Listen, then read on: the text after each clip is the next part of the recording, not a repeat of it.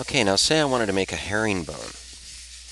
Now this is sort of like a herringbone, but it's sort of a bold pattern. I'm going to want to change the sizes of this and basically mirror this below and build it as a single strip. So the easiest way to do that is to add another layer. And you'll see by default I get the blank layer, and it's going to be at the 350 width at the bottom. Now I'm going to want to build basically this layer below it mirrored the other direction. So we're going to go down here, choose the sycamore,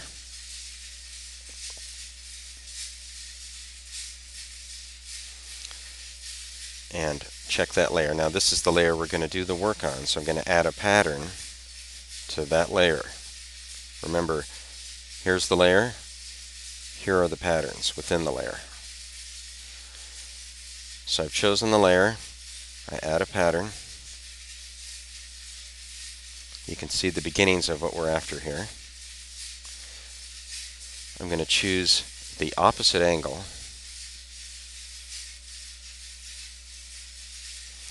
and I'm going to use the same height that I had here, which I believe, let's check layer 2, was 200 thousandths. So I go back to layer 4,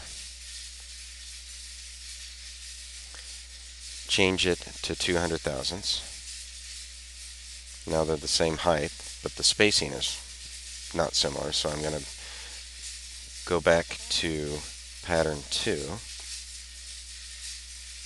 and change it to 1/4 inch, and go to pattern 1 and change it to 1/4 inch. And there we go. Now these two are mirrors of each other with another layer in between and a layer on the other end. Now I just need to add the black line on this side, which is the same thing as what we had here. So I'm going to add a layer. It adds it at the bottom by default. I choose a material, which was the black ebony.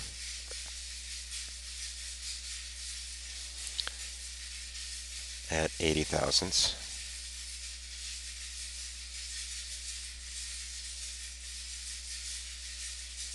Except that I think we made it with 60 thousandths, so here's 60 thousandths.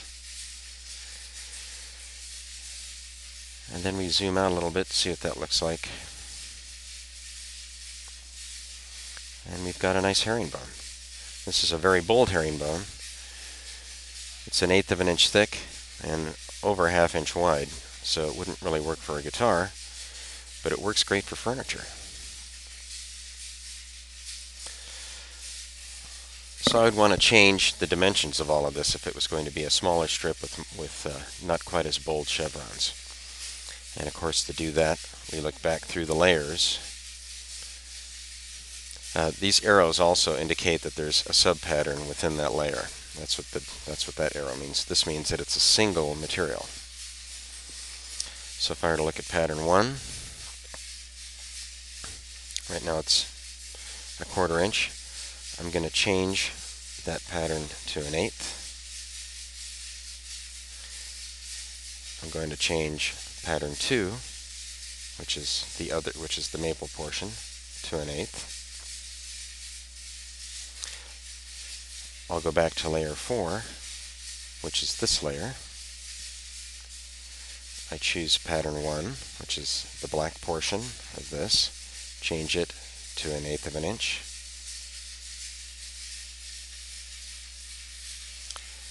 Pattern 2, which is the maple portion, change it to 1/8 of an inch. Now I have a finer herringbone. If I wanted to compress this and make it a bit smaller, I could do that by changing the layer sizes. And we'll do that next.